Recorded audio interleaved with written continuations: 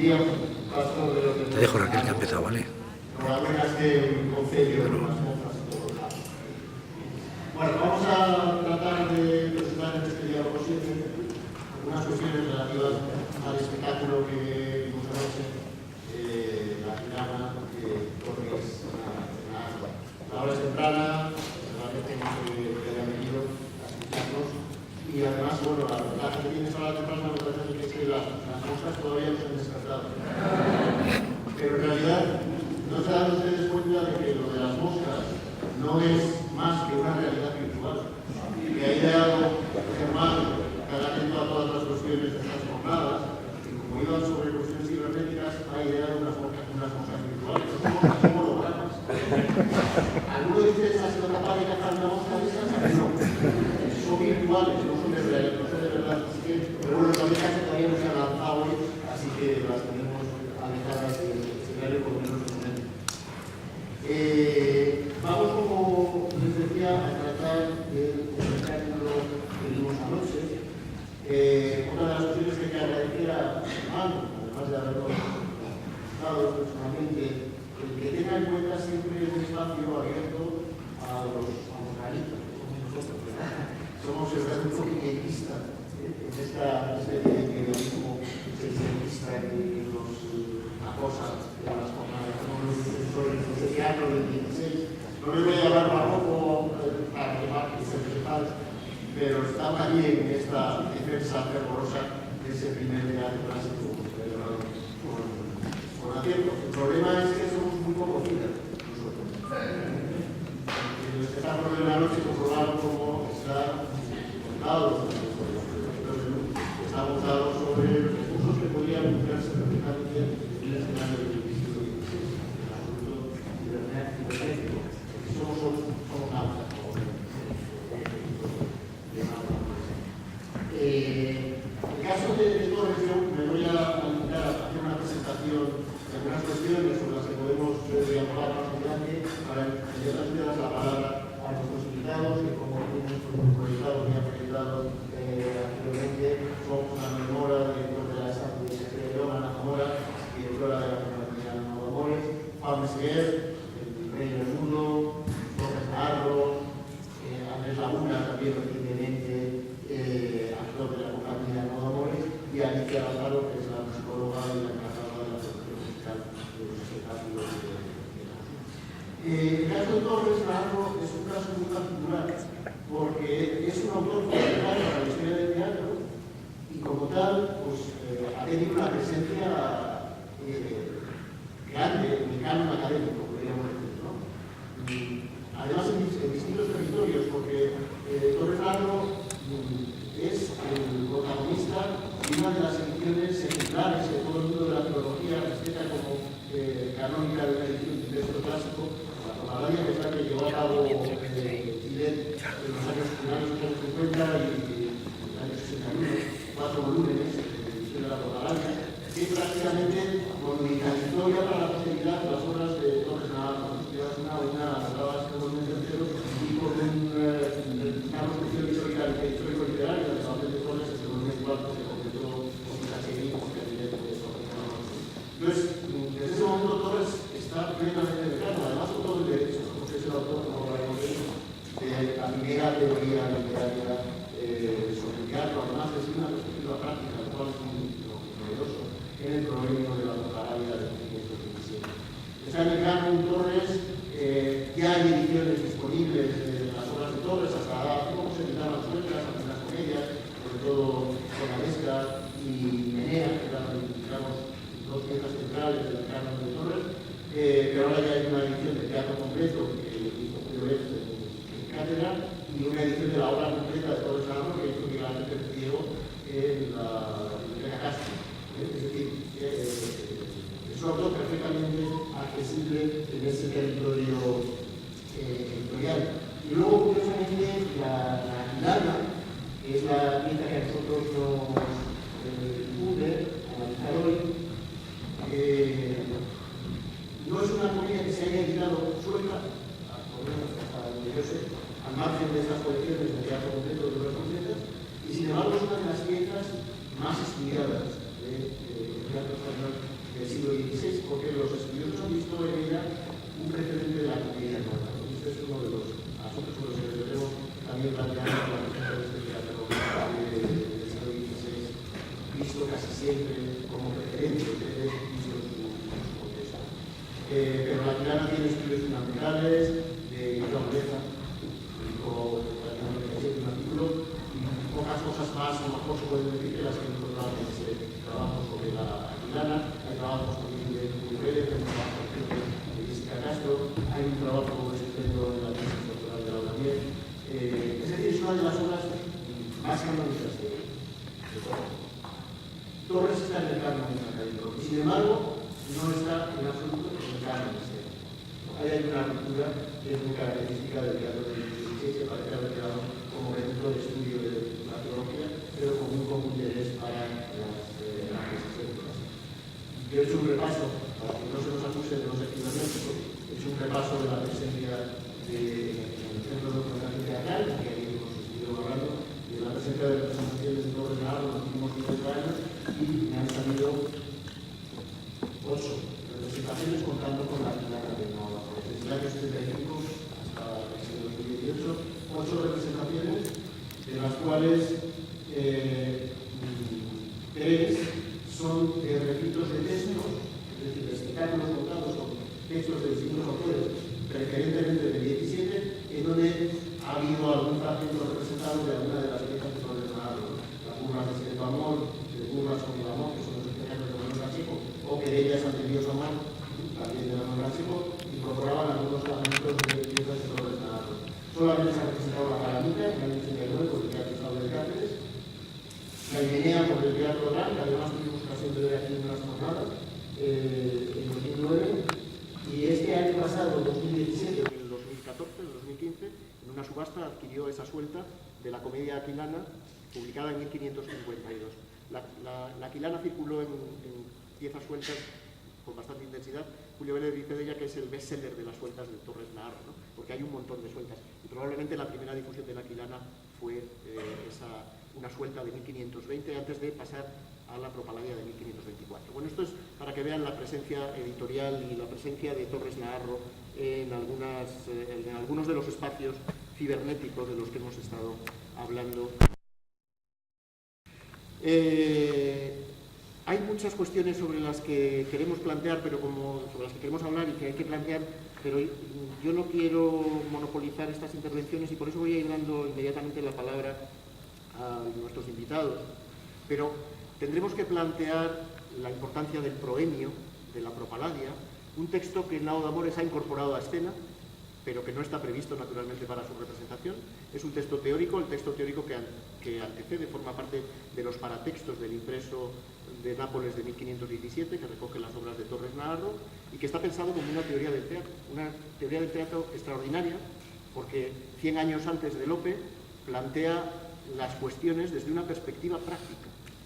Ahí está la teoría, yo puedo hablar de Terencio, puedo hablar de Plauto, ahí está Donato, ahí está Badio Ascencio, pero esto es muy largo de contar.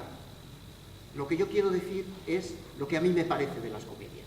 Y ahí es donde entra la parte práctica que Torres aporta a su visión del teatro. Y esto es lo que hace Juan Mesegueria, que además luego tendremos ocasión de volver a escuchar, si él quiere, el proemio. Hay que hablar entonces del proemio, hay que hablar del tratamiento del texto por parte de Nao de Amores y de un elemento que a mí me parece polémico en su propuesta, que es la de la supresión del introito. Tendremos ocasión de hablar de eso. Hay que hablar de la condición de la comedia fantasía, como es la aquilana, pero sobre todo hay que hablar de la comedia como artificio ingenioso, que dice Torres Navarro, ¿no? Como un instrumento de la comicidad múltiple. Y esos elementos de comicidad que están muy bien planteados en la representación de ayer y que hacen, como han en el teatro del 17, a propósito de Lope, ¿no? La generalización del factor cómico en distintos personajes de la comedia, eso está muy bien planteado por Torres, incluso desde los nombres de los personajes, Dileta, Faceto, Dileta la que produce placer, Faceto el que hace las bromas, Aquilano que le da nombre al título y cuyo sentido no está muy claro. A mí me parece que tiene que ver, cuando Torres dice eso de la aguililla, ¿verdad? A mí me parece que tiene que ver con el carácter avispado de Aquilano, quizá. es un águila. No tiene, otros estudios han hablado de un escudo nobiliario y de otras cuestiones, pero bueno, no vamos a entrar en esos detalles histórico-literarios, ¿no? Entonces, creo que debemos hablar sobre esa comedia. Tendríamos que hablar de los códigos metaliterarios que hay en la Aquilana, que son múltiples, y tenemos que hablar naturalmente de cuestiones esenciales para el espectáculo de ella, como son escenografía, iconografía y esencial y fundamental música y danza. Todos estos aspectos son algunos de los que tiro encima de la mesa para que nuestros invitados vayan interviniendo en este sentido sobre lo que ellos consideren. Le doy ahora mismo la palabra a Ana para que nos haga una presentación de su trabajo extraordinario, que yo quería leer antes de pasar. El 30 de junio, hace escasas 2 semanas, El País publicó la reseña del espectáculo Aquilana en la función de Alcalá, me parece que fue, ¿no? Es Raquel Vidal, es la que firma, y es una crónica del País que comienza estableciendo una verdad absoluta. Es un hecho que el teatro renacentista español permanece aplastado por el barroco. Esto lo leo del País, ¿no? No, pero hace una valoración, al margen de la broma, hace una valoración de la comedia que me parece muy ajustada. Dice, esta comedia aquilana se disfruta como se disfruta un bodegón floral renacentista. Es alegre, juguetona, fresca, delicada, llena de detalles, exquisita y virtuosa. Todo se ensambla suavemente, la música, el verso, la escenografía, el vestuario, un puro placer estético. Sigue haciendo una valoración estupenda del espectáculo, un espectáculo, dice, plenamente disfrutable en el siglo XXI.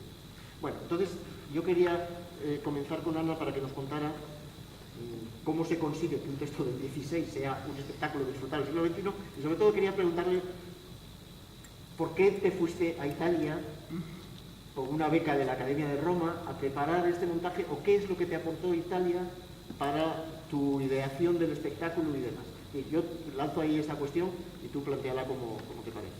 Vale. Buenos días, antes de nada. Sí, yo creo que antes de nada también hay que ubicar este espectáculo, que es una cosa que se nos olvida muchas veces porque es un espectáculo con un sello no de amores tan grande, tan bestia, en este caso, que se nos olvida que es una coproducción con la Compañía Nacional de Teatro Clásico. A mí me llama Elena Pimenta para decirme que antes de acabar este periodo de dirección que ya está desarrollando la Compañía Nacional, quiere hacer un espectáculo que salga de ese ámbito barroco que nos tiene machacados todos los días, y entonces me dice pues que nos apetece montar, ¿no? Ella ya sabe que nosotros siempre que podamos queremos trabajar bajo el término coproducción, y yo prefiero no ir como directora invitada porque realmente lo que ella quiere es nuestro sello y nuestra manera de hacer, ¿no? Esta manera de contar el prebarroco que venimos desarrollando desde el año 2001, ¿no?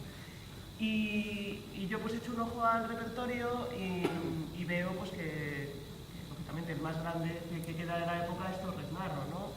Y he de ser sincera y contar pues que a mí en el primer momento me daba bastante pereza, porque sobre papel no me interesaba. Pero bueno, esto es ponerse muchas veces, y entonces decidimos arremangarnos, meternos con ese material, y yo intenté empezar a ver qué es lo que me espantaba a mí de Torres Narro, ¿no? Porque este autor, que como dice Javier, es seguramente el más publicado, representado, un éxito sobre todo en su época, nos resultaba tan lejano. Y entonces la hipótesis mía era que seguramente el problema no es de él, sino nuestro, ¿no? Que nos hemos empeñado en leerlo desde nuestra perspectiva del teatro clásico, que está, queramos o no, teñida de la escuela de Lope de Vega y todo lo que hemos visto, como creadores y como espectadores al mismo tiempo, ¿no? Estábamos empeñados en leer a Torres Narro desde después y no desde su momento, ¿no? Sería igual de grave leerlo desde antes, ¿no? Y por eso yo tuve esta idea de Italia, que decías, Javier, ¿no? De cómo buscar una manera para ubicarlo en su propio tiempo, en su propio espacio, en su propio contexto. No para hacer una reconstrucción historicista, que es algo que no nos interesa, aunque el espectáculo era Renacimiento y sea un bodegón renacentista, sino para encontrar algo que tuviese que ver con su propia idiosincrasia, que tuviese que ver con aquello que emana del texto, ¿no? Esta obsesión nuestra por ser rigurosos, ser coherentes, intentar buscar maneras de resucitar autores, pero no imponiéndolos nosotros, sino sacando cosas que sean suyas propias, ¿no? Me dieron la beca en la Real Academia de España en Roma, que fue un lujo absoluto, y me fui 2 meses a intentar buscar en diferentes líneas que me ayudasen a ubicarlo, ¿no? También por eso, ¿no? Porque nosotros tenemos un gran empeño en ese primer momento en entender los textos teatrales no solamente como tinta china, de Vicente Fuentes, sino como pistas de otras cosas que hablan de su naturaleza dramática, ¿no? Muchas veces se nos olvida en la teoría, sabemos que es así, pero luego es difícil sacar todo eso del papel. Y yo desde allí pues inicié diferentes vías de investigación. Por un lado me interesaba todo aquello que tiene que ver con el teatro, bueno, todo el mundo lo sabe, que Torres Narro escribió casi todo su teatro en Roma, ¿no? Y me interesaba, pues por un lado, la vía de la relación con el teatro cortesano, con el teatro palaciego. Yo creo que no es que él estuviera en Roma, es que estaba en el centro del universo renacentista y trabajando para unos mecenas de primerísima división, ¿no? Pues estrenando sus obras en el centro de la cultura en aquel momento, trabajando para Giulio Illiano de Medici, que llegaría a ser Clemente VII, para Bernardino de Carvajal y Sande, aquel embajador, debía ser un menda de mucho cuidado, de los reyes católicos. Y entonces a partir de ahí empezamos a pensar qué hay en la cabeza de este tipo que está viendo representaciones de la Calandria, no la de Urbino, que también fue Urbino a buscar el Palacio Ducal y a ver la gran sala donde se representa la Calandria, sino también el Vaticano. Hay que pensar un poco cuál es su ubicación. Estuve pateando pues, todas las grandes vilas, la de este, la Dante, la Farnese, todo ese tipo de cosas, que además tienen muchísimo de teatralidad que ha quedado plasmada hasta en las propias paredes, ¿no? Cuando uno va viendo todo ese mundo de los trampantojos, pero de repente hay personajes teatrales pintados en un final, al fondo de la sala, ¿no? Todo eso yo me lo voy echando a la espalda, ¿no? También toda la conexión con eso que tú estás trabajando hace poco para el Congreso de Torres Narro, de la relación con la fiesta cortesana, pero con los grandes desfiles populares que están llegando a Roma, aquella famosa entrada de la comitiva por el puente de Sant'Angelo con el Papa mirando desde el balcón con sus anteojos y el elefante y los papagayos y todo ese tipo de cosas que nos tiene que hacer entender a Torres Narro en esa vía también de una espectacularidad, ¿no? Y luego otra línea que era fundamental, que era la conexión con un teatro de carácter popular que está en la calle, pero está también en los palacios y en las cortes, y que va a desembocar en la comedia del arte. La comedia del arte, no exactamente como la imaginamos hoy cuando pensamos en ella, que estamos también bajo la influencia ya goldoniana, ¿no? Esa cosa. Pero sí un teatro popular, esa comedia de improviso que está marcando una manera de entender también el teatro, y que queramos o no, Torres Narro lo tiene en la espalda y lo tiene en su registro de lo que es la teatralidad para él, ¿no? Y desde esas perspectivas había que reinterpretar a Torres Narro. Con todo ese material yo me vengo para España y ya me junto con el resto del equipo artístico, que llevábamos un año documentando lo que era posible desde el papel aquí en España, y nos encerramos durante 2 meses en Segovia, que nos gusta trabajar a nosotros. Nos hacemos este encierro monacal y empezamos a hacer en pleno momento de estas nieves terroríficas, estos hielos que tocaron este invierno, pues estábamos aislados, más aislados que nunca. Y empezamos trabajando además, pues, por ejemplo, con un maestro de comedia del arte, que es un tipo interesantísimo, que es Fabio Mangolini, que trabaja la comedia del arte desde otra perspectiva, ¿no? Es un tipo formado en toda la escuela de gestualidad francesa, pues desde Lecoq a Max Marceau, pasando por todos, ¿no? Y entonces ahí empezamos a trabajar un poco todos esos elementos que luego se van a ver del espectáculo y que configuran esta manera de contar de Torres Narro, que pretendían de alguna manera ser diferente, ¿no? Empezamos a trabajar sobre talleres de danza histórica y danza popular, en su conexión con lo italiano. Alicia empieza a hacerles cantar. Esta búsqueda de trabajo de la comedia al improviso y de la estilización al mismo tiempo, y trabajo de máscaras, que aunque no salgan máscaras en escena, sí se va a quedar impregnado en el cuerpo del actor. Trabajo de texto también, todo un trabajo arduo y duro con Vicente Fuentes, no solamente de desentrañar el sentido de lo que hay sobre el papel, sino cómo verbalizar eso desde una perspectiva contemporánea, ¿no? Y después de 2 meses, pues uno termina sacando este espectáculo que yo creo que sí ha conseguido tener un sello muy, muy concreto, y que yo creo que llega fácil, ¿no? sin entender totalmente todas las palabras, uno puede llegar a transmitir mensajes y sentidos, y en ese sentido estamos muy orgullosos, muy contentos. Bueno, ya han quedado planteadas muchas cuestiones sobre las que volveremos en algún momento si tenemos tiempo, porque la Aquilana se ha planteado muchas veces, lo decía antes, ¿no?, como una comedia metaliteraria, que ha asumido toda una serie de códigos literarios que quedan fijados en el texto, desde los códigos del amor cortés, ¿no?, el enamorado dolorido, los códigos de cancionero, la parodia del suicidio de Melibea por parte de Felicina, el problema de la anagnórisis en la literatura caballeresca, pero lo que me gusta oír del planteamiento que ha hecho Ana es cómo la Aquilana es también un compendio de planteamientos teatrales diversos: teatro cortesano, fiesta en la calle y teatro popular, ¿no? A propósito del teatro popular, luego hablaremos de por qué habéis quitado el introito, que es lo más popular de la historia. Pero bueno, de estas cosas, yo es que estoy un poco obsesionado con el asunto del introito, me parece muy humorístico y muy gracioso. Y además sitúa muy bien el espacio yo me lo leí el introito porque todavía estaba en la versión claro, y no entendía nada.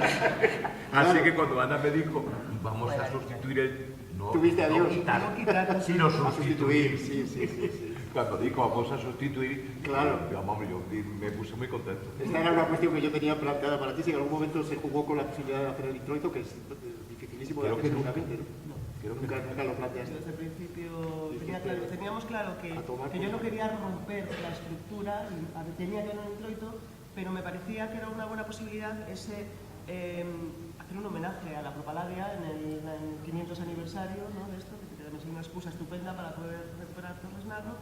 Y estoy de introitos pastoriles, pero no puedo más ya con la vida.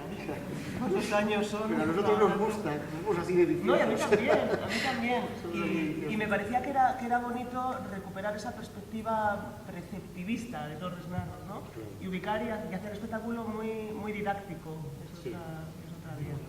Yo confieso que cuando lo vi en el estreno me sorprendió, no me esperaba encontrarme el premio, aunque Juan lo dice maravillosamente.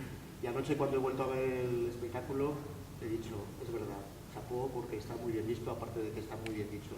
El premio me parece que es el lugar que le corresponde a ese texto tan importante. Juan a veces tiene miedo con ese premio, ¿eh? Empieza cuando vamos a provincias, pues dices, Juan, que se aburre. No, pero lo dices muy dinámico y se entiende todo muy bien, ¿no? No, pero es que es cierto que si no estuviera, no existiría ese Torres Narro que estabas comentando al principio. Es decir, porque eso dio pie de una manera tampoco excesivamente buscada ni pretendida, sino de una forma automática, el de pronto que se convirtiera durante toda la representación, a margen de Bermudo, en un personaje que iba controlando la representación de una manera bastante sutil. Tampoco eran de los cantos. Pero bueno, sí que tampoco es la primera vez que lo hacemos. Acordaos cuando en el Don Duardos utilizamos a Gil Vicente también, ¿no? Creo que tiene que ver un poco con esta obsesión nuestra de convivir con los autores, que llega un momento que es que les tienes que poner cara para poder hablar con ellos, ¿no? Y en ese caso, yo me imagino a Torres Narro como Juan Mesía. Es que además, en el caso de Juan, está muy buscado. Yo luego lo que quería hablar de la iconografía, tenía una imagen en la que se confronta la imagen de Torres Narro en la portada de la Propaladia con el efecto de Juan poniéndose la corona de laureles, ¿no? Que es exactamente, es un traslado de la portada a la escena, que me parece un efecto precioso, pero luego lo vemos. Pero bueno, abriendo más espacios, como ha salido el tema del premio y de la preceptiva, tenemos aquí al director de la Escuela de Artes Escénicas de Castilla y León, que debería plantearnos cómo se ve desde la perspectiva académica, desde la escuela, ¿no? Este teatro tan raro, tan poco académico, o tan académico por un lado, pero tampoco representado. ¿Cómo lo veis en la escuela o cómo trabajáis esto? Si trabajáis de alguna manera. Sí. Bueno, buenos días. Antes de nada, yo quisiera comenzar dándole las gracias a Germán Vega y a Héctor Urzaiz por invitarme al festival y sobre todo por estar en esta mesa hablando de un autor con el que había tenido muy poco contacto, ¿no? Salvo cuando lo estudié en la RESA y en algunas lecturas, ¿no? Pero no es un autor con el que yo a priori conviva, ¿no? Entonces, de alguna manera, ha sido un regalo porque he podido descubrir muchos aspectos, ¿no? O sea, muchas ideas y casi estrategias de escritura, ¿no? Que creo que están presentes en el texto y también imbricado en la misma propuesta escénica de Nau d'Amores. Yo, en este caso, como responsable de una institución dedicada a la formación teatral, esto que voy a decir es de perogrullo, pero me parece fundamental y muy importante recuperar determinadas voces de la literatura teatral y darles espacios y, sobre todo, lo más importante, además de darles espacios, darles vida. Porque finalmente yo creo que la convivencia, o sea, el grado de conocimiento que uno tiene a través de la experiencia del espectáculo va más allá y cala en sitios donde el papel no llega, ¿no? Entonces yo creo que eso es muy importante. En la Escuela Superior de Arte Dramático, en las asignaturas de literatura, no sé exactamente, creo que es en literatura 2, se estudia el teatro renacentista, pero el peso que tiene en el currículum con respecto al barroco, pues ya lo habéis dicho, ¿no? Es muy exiguo. Entonces, en este sentido, pues es una posibilidad de exploración, es una posibilidad de abrir nuevos caminos. Bueno, enhorabuena a todos los hacedores del espectáculo. Yo quisiera destacar, a mí hay dos aspectos que me han sorprendido mucho. Uno es esa especie de suave ese suave erotismo que está presente en todo el texto, esa celebración tan delicada del juego del amor, por encima de todo. Me parece que es algo maravilloso. O sea, quiero decir que en estos tiempos, ¿no? Por encima de todo esté la celebración del juego del amor, ¿no? Y luego, otro hallazgo a nivel sobre todo de dramaturgia es precisamente lo que estabais discutiendo ahora, ¿no? A mí el hecho de que el espectáculo comience con toda la narración del argumento o de la fábula, me parece algo muy moderno porque de pronto a partir de ahí uno ya conoce lo que va a pasar. Si eres capaz de entenderlo. Si eres capaz de entenderlo, claro, obviamente, si eres capaz, pero de pronto te coloca en otro sitio como espectador o o sea, de pronto yo a mí me permitía centrarme más en el juego, en la sonoridad, en el lenguaje, por encima de tener que entender todo ese juego, ¿no? Ese tejido imbricado de enredos, y luego también, pues, como decía Juan, la presencia, esa especie de presencia semiconstante, ¿no? Esas entradas y salidas, esa intervención del autor, esa especie de metateatralidad o del autor presente en escena como alguien que participa de la acción, me parece muy interesante, incluso conceptualmente y digamos como algo a llevar, o sea, como algo a experimentar el autor en escena enfrentándose a hacer físico eso que ha escrito, ¿no? Es una especie de extensión de su imaginación, ¿no? A mí eso pues como dramaturgo me ha parecido muy estimulante y muy moderno también, ¿no? O sea, muy presente en determinada manifestación. Yo creo que es una manera también de, perdona que te interrumpa, por favor, ¿no? de ir enmarcando, ¿no? Que es lo que muchas veces yo necesito con el teatro clásico, ¿no? Que me pierdo en una bola y necesito que me vayan llevando de la mano, y esto además creo también da una sensación como de tranquilidad, ¿no? Tú ya has explicado que son 5 jornadas y oye, vamos por la 3, que quedan solo 2, ¿no? Esa cosa de cuánto queda a la silla, ¿no? Una manera de amarrar la forma de la Sí, incluso estructuralmente también va determinando ciertos, o sea, se convierte en una figura, o sea, tiene un papel principal como hacedor. Para mí es una mezcla entre Torres Nagarro y tú, o sea, quiero decir, es la persona que está ahí, el guía, ¿no? Pero no solo yo, porque una cosa que nosotros somos conscientes relativamente de lo que estamos haciendo, es que participamos durante todo el tiempo de la representación. No se sabe, no como personajes, porque si fuéramos personajes seríamos omniscientes, sabríamos cuando saliéramos a escena lo que ocurría, y sin embargo cuando nos ponemos la corona o el traje o lo que sea, venimos blancos, venimos limpios, y esa desdoblez es muy curiosa porque muchas veces se ha hecho la representación de los actores sentados en las sillas y tal, y asistiendo al espectáculo, pero de una manera pasiva. Aquí no, aquí estamos de una forma bastante discreta, pero asistiendo, es decir, incluso mínimamente comentando. Es decir, que hay un algo extraño en el que entramos y salimos y no yo, sino todos. A ver, yo creo que tiene que ver con eso que hablábamos ayer, Álvaro, de la concepción lúdica del espectáculo que sustenta que todo sea posible. Que se puedan articular este tipo de elementos, que los músicos puedan hablar, que los actores puedan cantar, ¿no? Y que yo creo que sí, que es una cosa que nosotros explotamos mucho, pero que está en el propio texto. O sea, tiene que ver con esa naturaleza de lo aún no profesionalizado, ¿no? Que es lo bonito y lo que le da ese tipo de frescura. Y esta vía de planteamiento lúdico nos permite poder tirarnos de cabeza y sin red, ¿vale? Claro. Son actores multifunción, evidentemente, los músicos actúan, los actores cantan, los intermezzi, por ejemplo, hablabais de la secuencia en jornadas, ¿no? De la secuenciación en jornadas.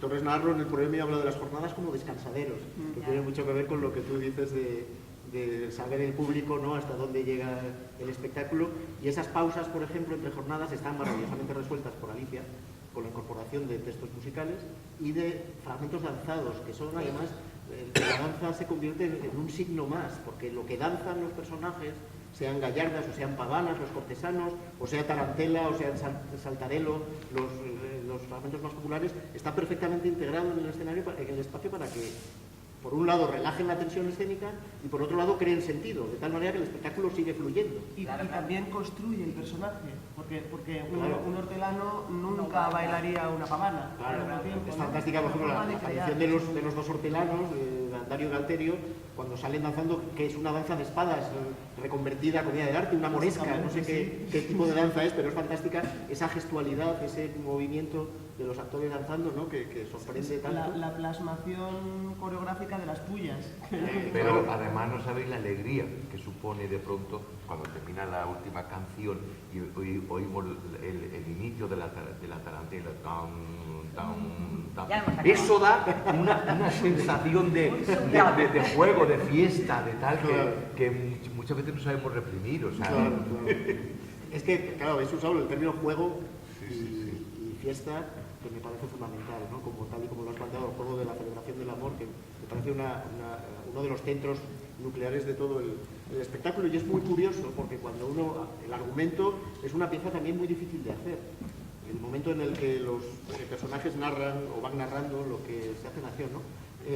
O lo que va a ocurrir, es muy difícil de hacer porque, claro, es un texto muy estático aparentemente, y sin embargo vosotros lo habéis convertido en una escena puramente lúdica que cuando uno la ve recuerda las escenas del cine mudo, el tipo de gestualidad, la transición muy rápida de los personajes, y sin embargo, a pesar de que lo llevamos a nuestro código más actual, que es el del cine mudo, probablemente por detrás está toda la gestualidad de la comedia del arte que tú hablabas, ¿no? Hay un tratado de un sujeto que escribe, León de Somni, escribe unos diálogos sobre las representaciones escénicas en el último tercio del siglo XVI, que, entre otras cosas muchísimas de enorme interés, habla del éxito que tienen en algunos lugares de Europa las escenas mudas, el teatro mudo en el siglo XVI, ¿no? Y es un poco lo que jugáis vosotros, porque mientras un personaje narra, Felicina se ahorca y hace la gestualidad del ahorcado y demás, ¿no? Entonces hay un código lúdico muy grande. ¿Le vas a decir algo, Alicia? No, respecto a algunas cosas que se han comentado, respecto al erotismo que decía subyacente en la obra, terminamos con un texto cantado de Juan de la Encina: ninguno cierre las puertas, si amor viniera a buscar, que no le ha de aprovechar. Es un poco el leitmotiv de toda la obra, no te resistas al amor, ¿no? Sí. Respecto a los intermedios, está claro, ¿no? que son descansaderos, son respiraderos, y a cada uno de ellos hemos tratado de darle un cierre y comienzo de otra cosa, presentación de un personaje, presentación de una acción. Vamos a ir a buscar a Felicina y vamos montados en un caballo y bailando una gallarda. Todo esto en pequeñas píldoras que digamos, incrustan la acción, ¿no? Como pequeñas perlas. La gente no tiene por qué identificar que aquello es una gallarda o una tarantela, pero Nos importa. entiende perfectamente Nos que, importa, claro. pero que el código se ajusta perfectamente al momento de la representación, ¿no? Por eso la cosa fluye tanto. Pero para que se sea consciente de nuestros sentimientos, muchas veces, porque no me gusta que nos congraciemos con el espectador que hoy aquí ha visto la representación de ayer.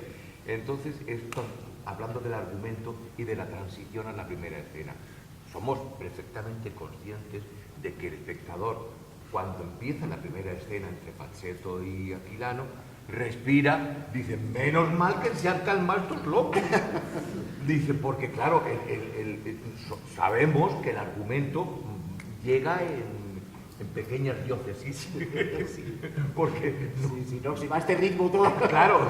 Entonces, es decir, pues es que sabéis que va a venir, va a entrar uno, va a entrar otro, va a entrar. Y al principio sufríamos, decíamos, Dios mío, esto no va a haber quien lo dijera. Pero luego entendimos que bueno, que si captaban la idea, ¿quién decía esto? Oye, que menos mal que lo contáis al principio. O sea, que alguien sí se entera.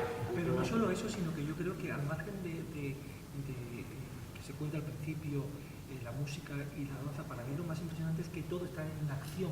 O sea, quiero decir, claro. la danza forma parte de la acción, ese premio, Es mata de la casa. todo está en acción. Entonces, nos lleva, o sea, que decir, vamos, pues a veces accedo o sea, puedo tener más información del argumento, pero otras veces da igual, porque te deleitas con un verso, ¿no? Entonces, en ese sentido, para mí lo más importante es que la danza y todos esos elementos están al servicio de la acción.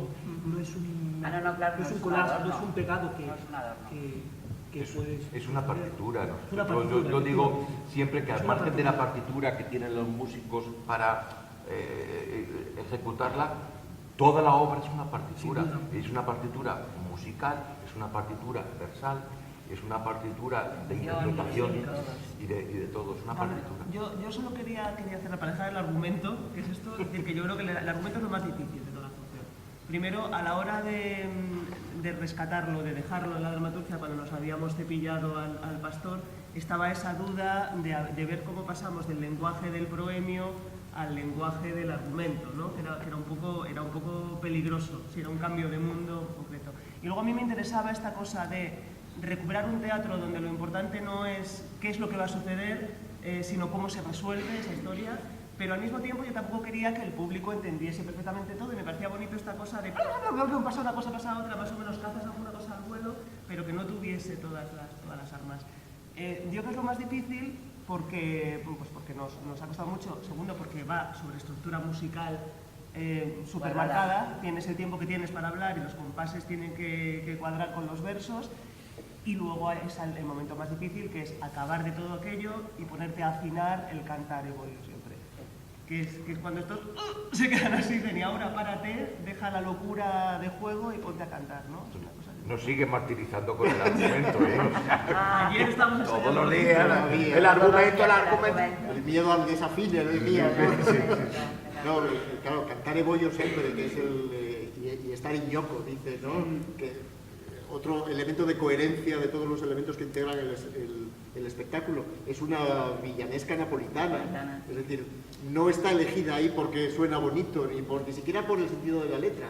Es eso también, pero además el hecho de que forma parte del contexto, digamos, cultural de Torres Naharro, que edita en 1517 en Nápoles.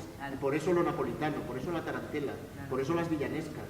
Hay un trabajo de investigación muy fundamentado detrás de vuestras propuestas. Y en este caso yo creo que además más difícil, porque lo que nos tenía un poco fritas al principio era la falta de referencias musicales. Ninguna en la obra, ninguna. Claro. Bueno, la única que señala Julio Vélez en su edición es el romance de River Mudo, no como referencia musical, sino como referencia de que existe un romance de River Mudo en el cancionero de no sé qué, que Ana me dijo, pues nada, ya que existe algo, vamos a hacerlo. Pero tampoco existía música de ese romance, entonces ha habido que reconstruirla.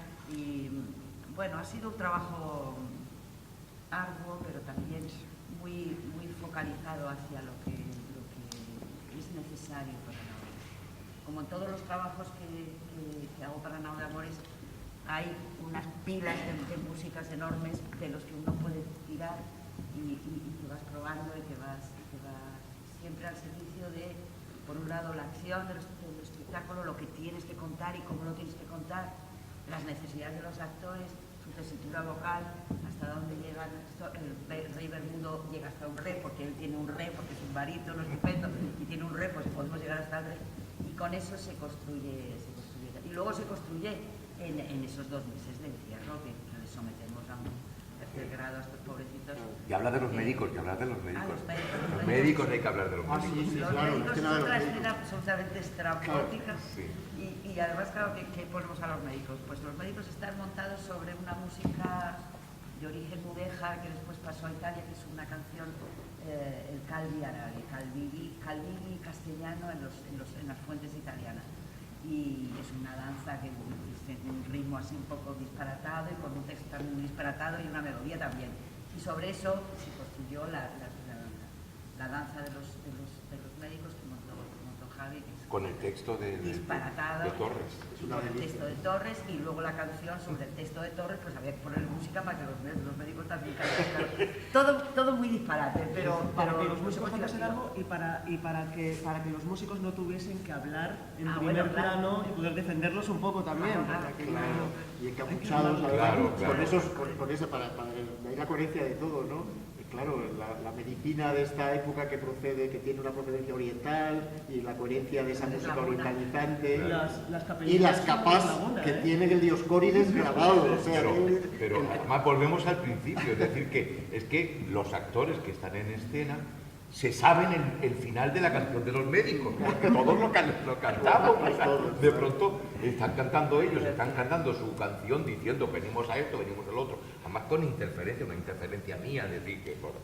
a que veáis y sepamos que el final no tiene vida, y está metido dentro de eso, pero que el final lo cantamos todo. Ahí están los médicos con las capas Claro, lo vacías, cantamos todo, decía. sí, que llevan el herbolario del Dioscórides Anazarbeo estampado encima. Y volvemos a salirnos del personaje Es otra de las durante un escenas que con el segundo. argumento también se ha ensayado hasta la extenuación, Sí.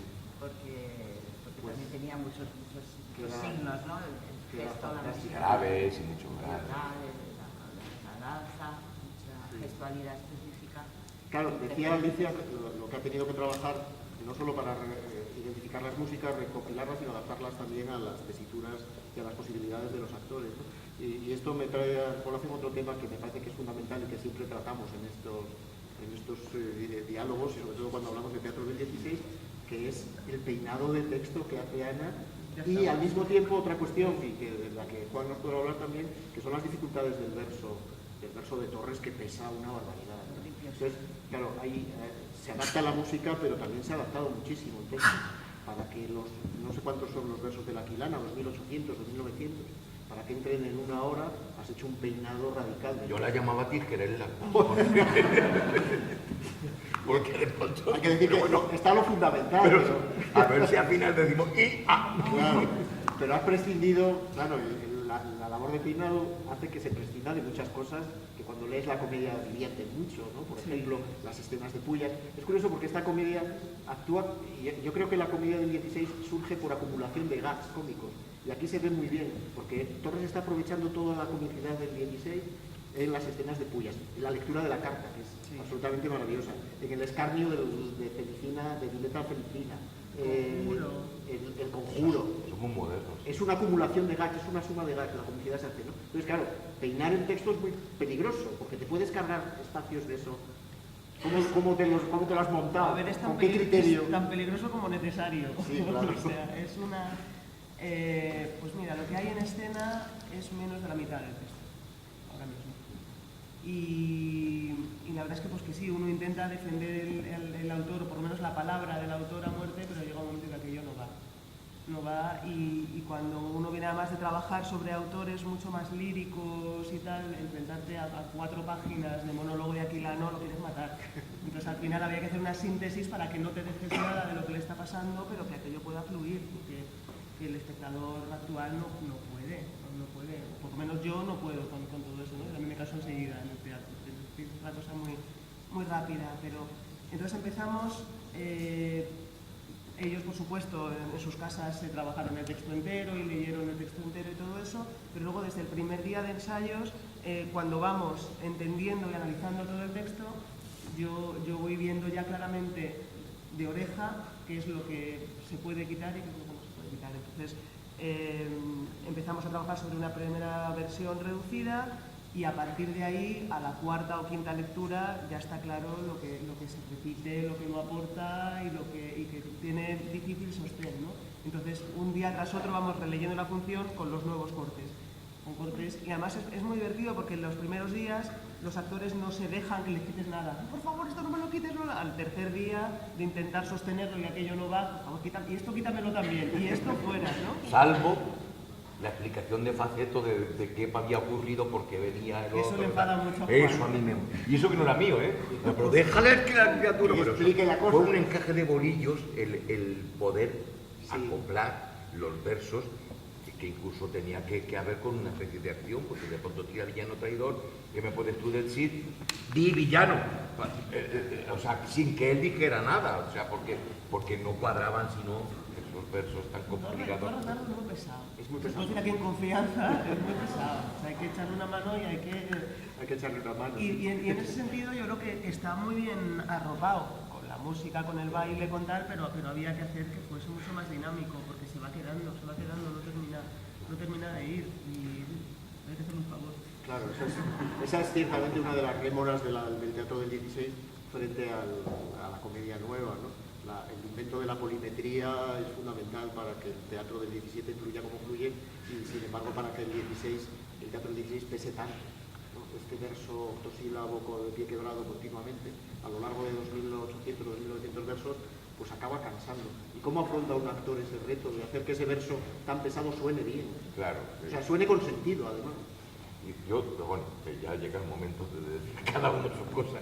Hombre, la verdad es que yo mi primer encuentro con el teatro es con Lucas Fernández, es que de pronto no he estado muy alejado de la realidad, y luego Guillén de Castro, y luego López de Rueda, es decir, que espectáculo que yo con el verso estoy familiarizado desde que tenía 15 años, ¿no? Que fue cuando empecé a hacer teatro. Pero parto siempre de una base, que cuando empiezo a hacer una nueva producción y sobre todo una nueva forma de hacer teatro, yo empiezo desde cero. Y nos dimos cuenta enseguida de la dificultad de este verso ripioso, bastante ripioso y de pie quebrado. Entonces, bueno, el trabajo ahí fundamental de Vicente Fuentes ha sido el de, como si fuera, vamos, el inquisidor de la Santa Inquisición.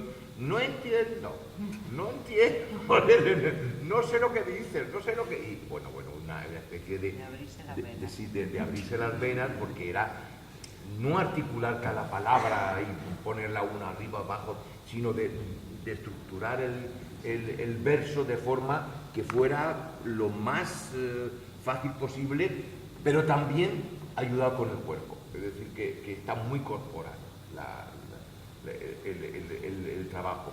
Yo creo que para eso ha sido fundamental el encierro maldito. Bajo el frío de Segovia, bajo la nieve, conviviendo, levantándote a las 7 de la mañana, porque a ver si podíamos ir a Revenga o no, quedar, y eso nos preparaba para el calor del verano. ¿Y la fonética qué problemas os plantea? Porque realmente esta es una de las apuestas firmes de Nao. Yo estaba encantado porque, bueno, modestamente hice filología. No voy a decir soy filólogo porque no me gusta decirlo. Hice filología, soy licenciado en filología hispánica también. Pero de pronto el recuperar, que yo en algunas cosas estaba equivocado, porque uno se estudia la evolución del castellano y no se da cuenta y no tampoco tiene la percepción de cuándo, en qué momento exacto se produce la conversión. Es decir, sabes que hay estadios de esa evolución del castellano, que unos se quedan en el gallego, en el galaico-portugués, que otros se van por los cerros de Úbeda hacia otros idiomas, y que el castellano sigue fluyendo hasta Cervantes, fundamentalmente, que le da un sentido más firme, ¿no?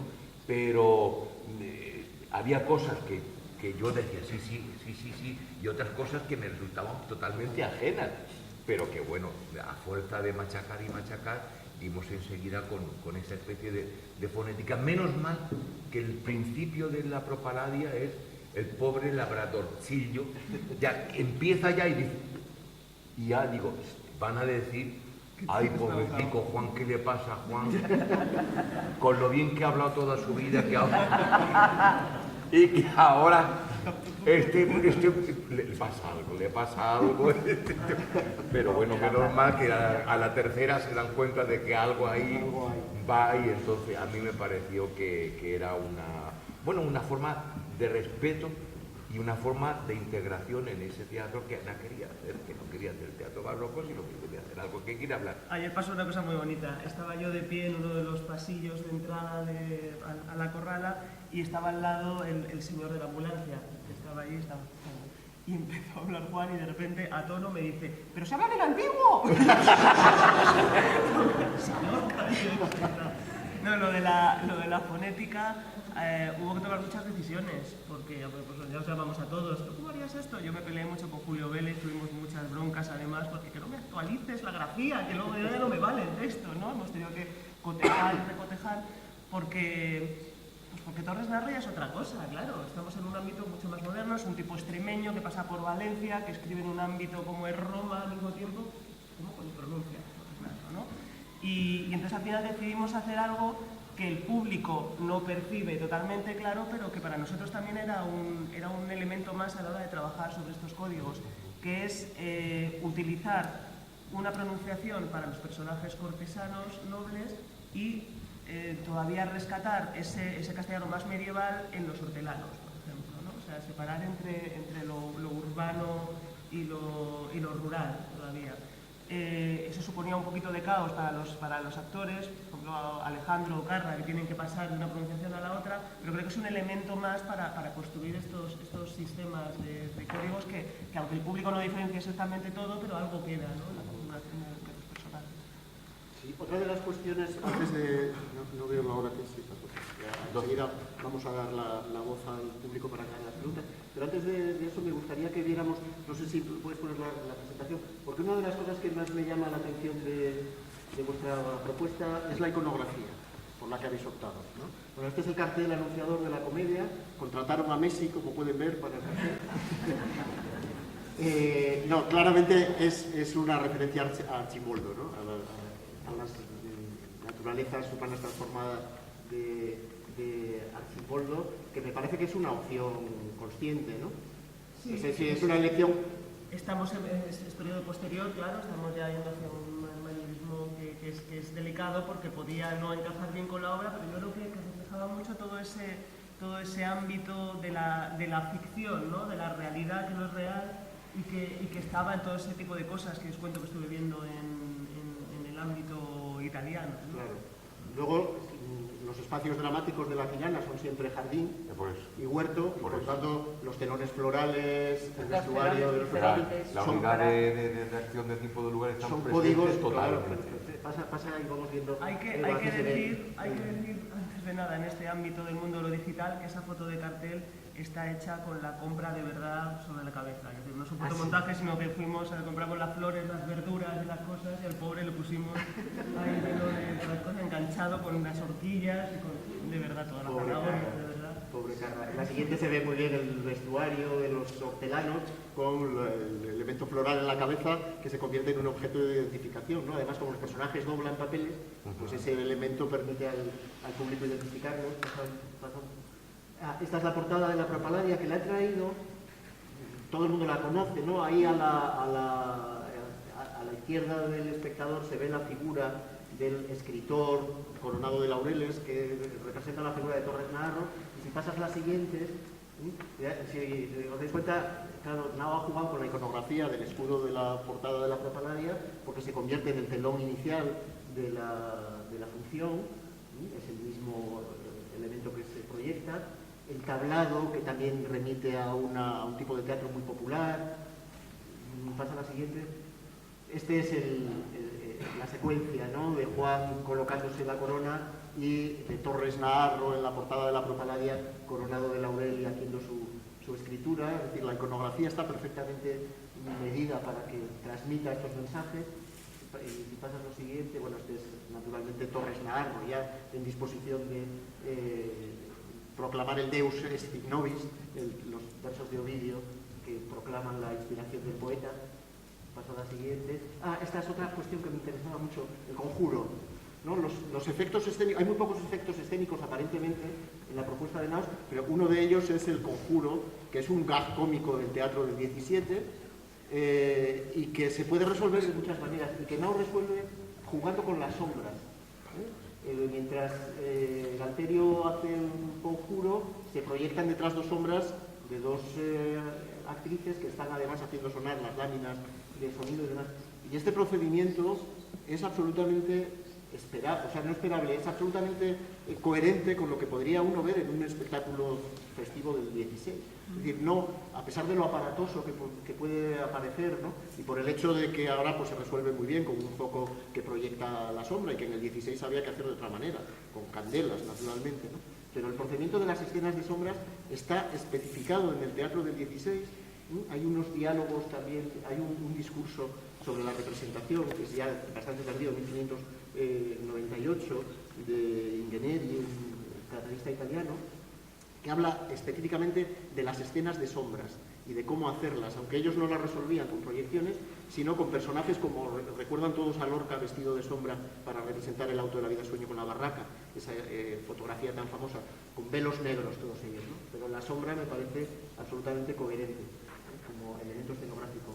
Ponnos la siguiente que vamos viendo. Otro de los elementos, de los pocos elementos escénicos así dinamizadores que hay en escenográficos, quiero decir, en la propuesta, es la ventana. La ventana. La ventana es uno de los rasgos característicos del teatro italiano del 16, es uno de los recursos escenográficos. Aquí hay dos escenas de la comedia del arte, la de la izquierda es la ronda de pantalones, y la de la derecha es un fresco de esos a los que Ana se refería, de actores en una escalera de los locos, que llaman, en un palacio alemán en este caso, donde hay un personaje de pantalones cantando hacia una ventana que está cerrada, ¿no? En la siguiente se ve cómo han resuelto la escena de la ventana, en Nao, con Diletta asomándose a la ventana. Si pasas la siguiente diapositiva, ahí se ve a Diletta asomándose por el telón, haciendo el juego de la ventana. Es decir, recursos escenográficos que son plenamente coherentes en el teatro del 16. No sé si queda alguna diapositiva más que ver, el final de la escena, donde se juega también, por cierto, con la escenografía en el hecho de que el marco escénico que han creado, con el telón del escudo de la Propaladia, está reproduciendo sobre la escena la portada del impreso, con lo cual hay una especie de procedimiento de mise en abîme, ¿no? Muy interesante de analizar, pero del que no vamos a hablar ahora. Y yo creo que ya hay ninguna más, ¿no? El telón además lleva esa imagen primera del escudo, pero están todas las letras impresas de otras ediciones. De otras ediciones sumadas. Está bien, eso no lo había visto. Está muy bien. Bueno, yo creo que es el momento de que si alguien quiere hacer preguntas, plantear cuestiones, pues demos paso a un coloquio que os dé la voz. ¿Quién quiere preguntar cosas? Allí, por favor. Buenos días. Bueno, primero darte la enhorabuena, Ana, porque de verdad que yo soy una persona realmente aficionada al teatro, pero me pareció una cosa tan preciosísima lo que vimos anoche, que creo que lo disfrutamos un montón, a pesar de que yo al principio no entendí nada. Pero bueno, pasa eso que habéis dicho, que luego una vez que ya empiezan los actos y como te van diciendo, se acaba el primer acto, empieza el segundo, vas entendiendo porque luego es que todo te va poco a poco, te vas dejando llenar de todas las cosas, de la escenografía, de la iluminación, de los personajes, de la música. Es todo precioso. Y te quería preguntar que estos chicos tan jovencitos, que son los actores, aparte de ti, que ya eres más veterano... Que no soy tan jovencito. Pero la mayoría de los actores que intervienen en la obra son muy jovencitos. Y ayer cuando íbamos a coger el coche para marcharnos a Valladolid, vamos, nosotros, el grupo de amigos míos, pues nos encontramos por la calle con el personaje... que no recuerdo el nombre, el que está ahora mismo en la pantalla, que es muy alto. Carla, sí. Y iba con la otra chiquita de melenita cortita, la que hace el personaje de sí. Y entonces estuvimos hablando un poquito con ellos. Y yo les di la enhorabuena porque les dije que había sido una preciosidad y bueno, pues ellos encantados, claro. Y les decía yo, digo, oye, pero vosotros tan jóvenes, ¿cómo hacéis esto? Digo, porque es que me parece una pasada. Y tampoco creo que me explicaron mucho, dije, no sé. Y por eso te lo pregunto a ti. que para empezar no son tan jóvenes. No, iba a decir eso, no tan Es jóvenes. que parecen mucho más jóvenes. No, Carra sí, Carra tiene... Carra sí, ¿Qué años tiene Carra? Veintitantos. veintitantos, es el único Pocos. joven. Carra es el único. El resto parecen muy jóvenes en escena, pero tienen una trayectoria. Ya, María, Alejandro Sá, por ejemplo, los visteis en aquella primera promoción de la joven del La clásico, joven. de las Bizarrías de Belisa, que eso hace muchos años ya. Es gente que ha acabado la escuela hace mucho tiempo y que fueron de los escogidos para entrar en aquella primera promoción de la joven, que fue una escuela, ¿no?, para ellos. O sea que luego parecen más jóvenes en escena de lo que son.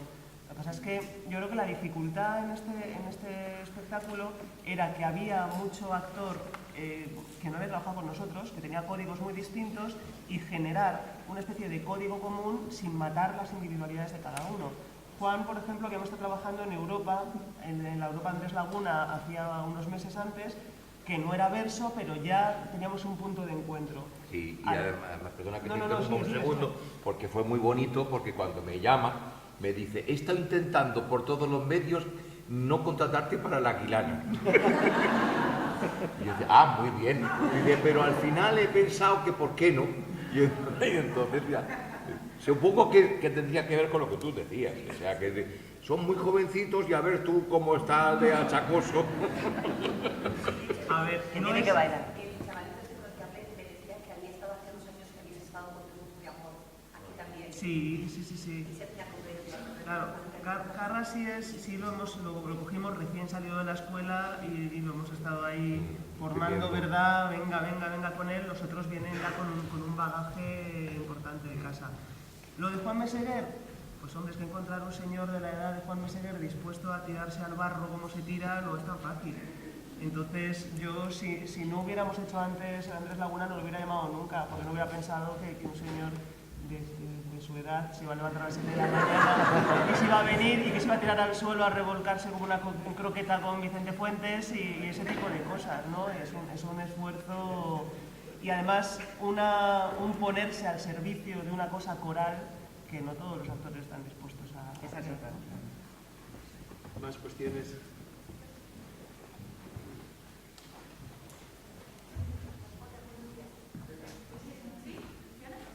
No.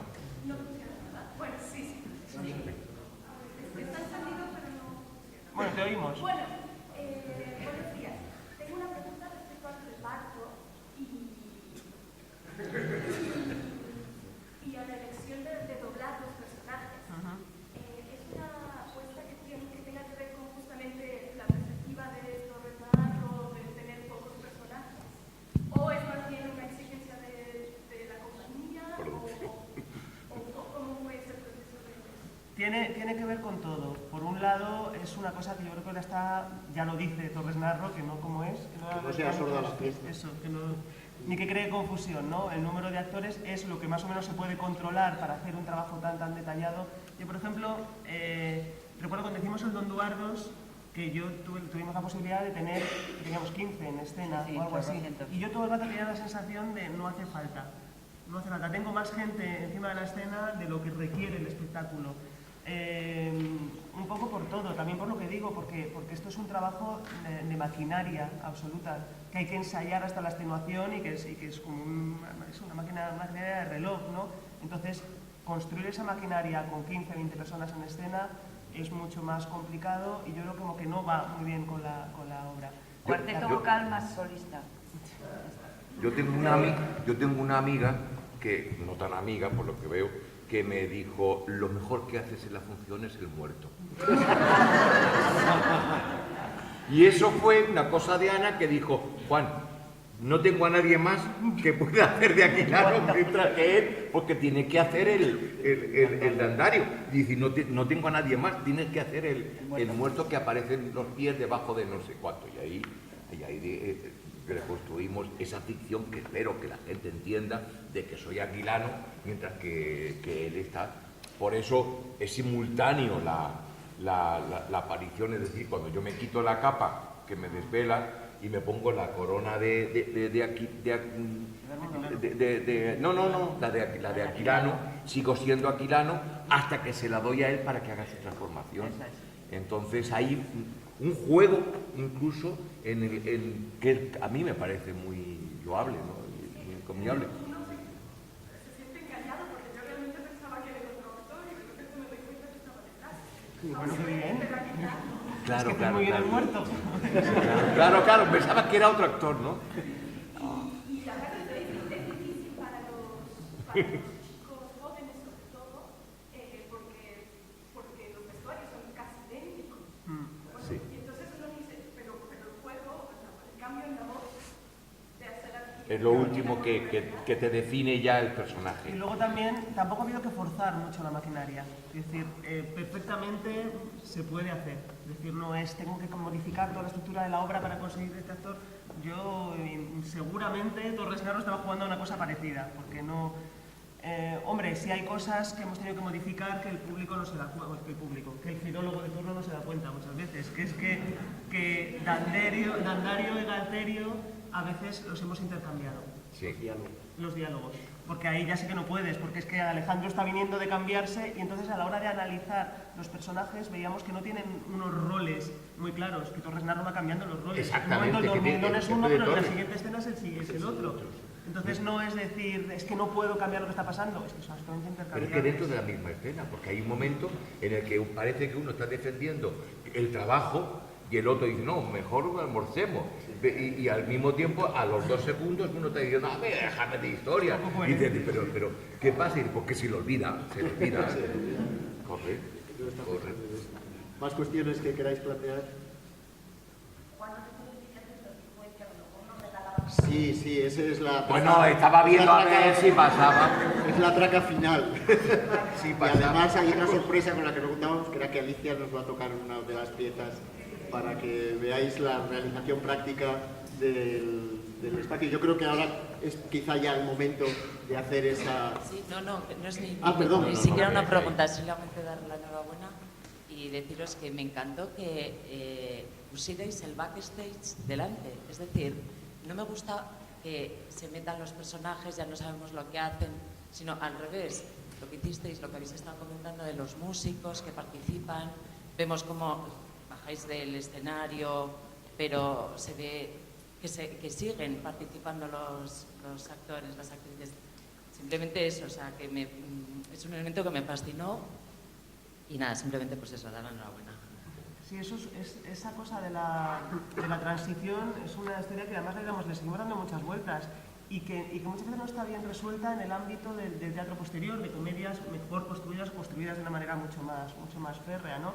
Que es que seguimos tirando del famoso oscuro. Oscuro, cambio de escena, oscuro, cambio de escena. Y en este teatro no funciona. No funciona porque estás trucando, o sea, utilizamos luz. De hecho, hemos hecho espectáculos sin luz de teatro. Porque, claro, la luz de teatro siempre ayuda a focalizar, a crear atmósferas, te lleva a otro sitio, y más cuando Miguel Camacho hace un trabajo tan de vela, ¿no? Tan de luminaria en este espectáculo.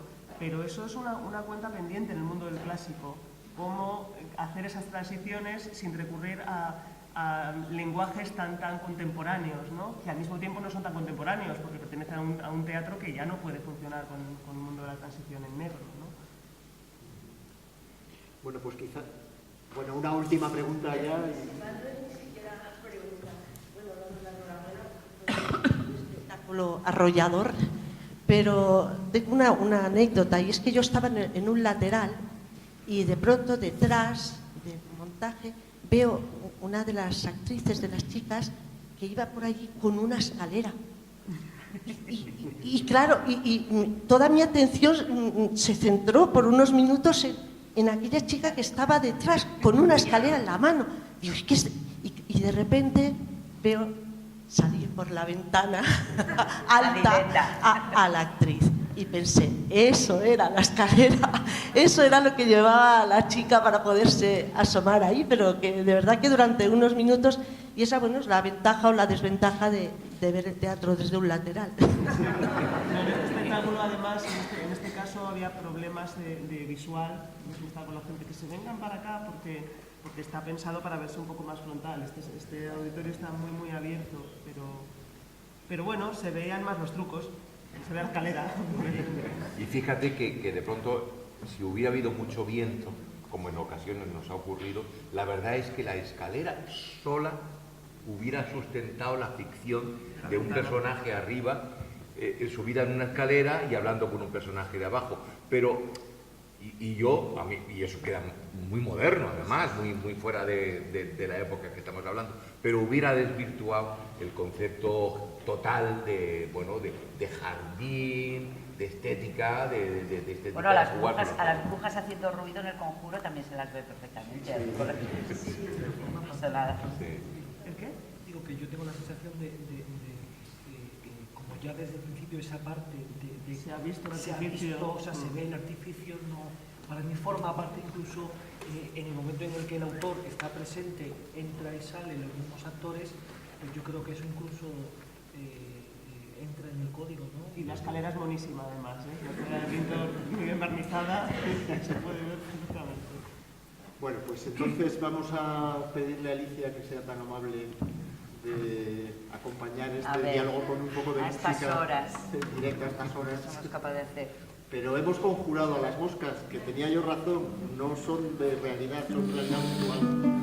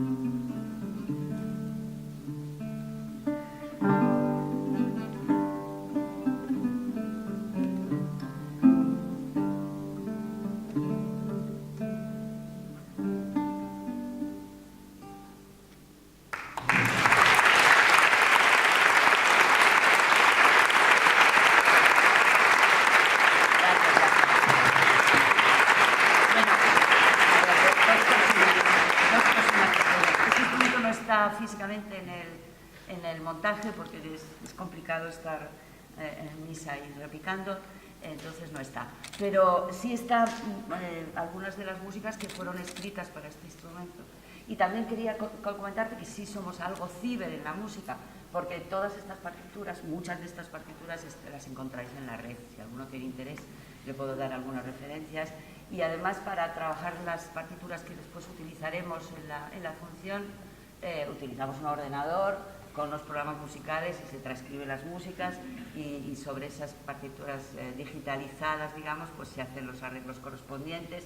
Entre otras cuestiones porque, bueno, las partituras luego salen un poquito más limpias que si las escribo a mano, que soy un desastre, y también porque eso nos permite jugar con si hay que transponer y si hay que arreglar a lo largo de esos 2 meses intensos, lo que suele ocurrir con frecuencia, pues esto no va, hay que arreglarlo, hay que subirlo para arriba, hay que bajarlo para abajo, por lo que sea. Entonces el ordenador nos permite en fin, ese trabajo. Y también pues que muchas de las obras que se tocan, sobre todo las danzas, pavanas, saltarelos, pibas, provienen de un autor que es italiano, aunque su nombre es más conocido en Aragón que en Italia, que es Gian Ambrosio Dalza. Dalza escribió un tratado para este instrumento con una recopilación de de cosas que se tocaban en diferentes zonas de Italia, a la veneciana, a la ferrarese, etc. Y ese libro que me parecía fundamental porque ejemplificaba un poco la relación entre España e Italia y también nos daba diferentes perspectivas sobre la música, ¿no? Los ricercares, las pavanas, las gallardas, las calatas, los saltareros, las pibas tan populares que se parecía a la tarantela, y entonces decidimos que había que terminar con una tarantela sí o sí, y esa tarantela pues fue una piba de John Ambrosio Dalza que se ajustaba perfectamente a la coreografía tarantela. La verdad es que nos hemos divertido bastante con esto, debo decirles. Ha sido duro, pero nos hemos divertido bastante y hemos aprendido, creo, muchas cosas nuevas. Así que yo estoy contenta y también de que les haya gustado. Y ahora que la música ha creado la magia, esa capacidad que tiene la música para crear atmósferas mágicas, estamos en las mejores condiciones para escuchar a Juan el proemio con el que vamos a cerrar este diálogo 7. El diálogo 7, luego había que decir aquello de plaudite et valete, para que rimen las dos cosas. Juan, cuando quieras nos haces un proemio y con esto Me pondré de pie por respeto.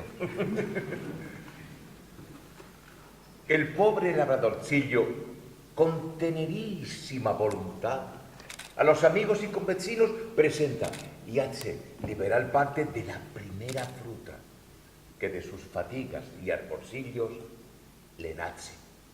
No sé ahora yo si cuanta voluntad puede haber en una sana intención como es la mía, será bastante a ser grata y aceptable a los discretos lectores esta mi pobre y rústica composición. Cuanto a lo principal, que son las comedias, pienso que debo daros cuenta de lo que cerca de ellas me parece, no con presunción de maestro, mas solamente para serviros con mi parecer, tanto que venga otro mejor. Y digo ansí que comedia no es otra cosa sino un artificio ingenioso de notables y finalmente alegres acontecimientos por personas disputadas. La división de ella en 5 actos no solamente me parece buena, pero mucho necesaria, aunque yo le llamo jornadas, porque más me parecen descansaderos que otra cosa, de donde la comedia queda mejor entendida y recitada.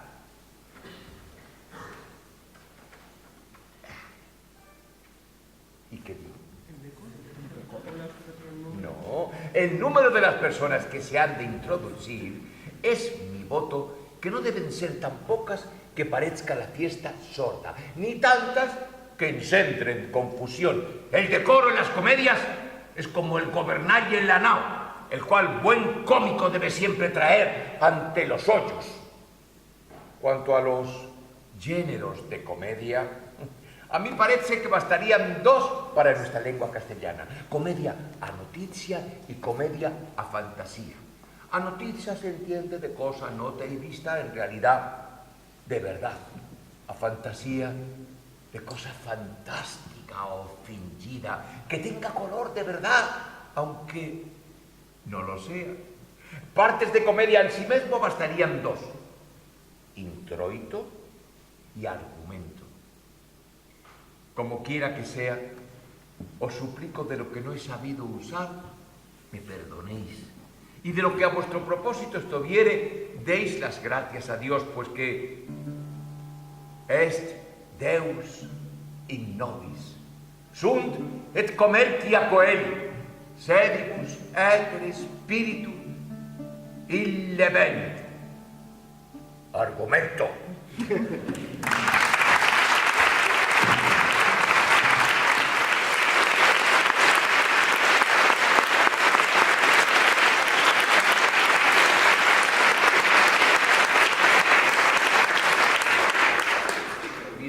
Porque me faltaban mis compañeros. Es decir, es que yo trabajo con ellos.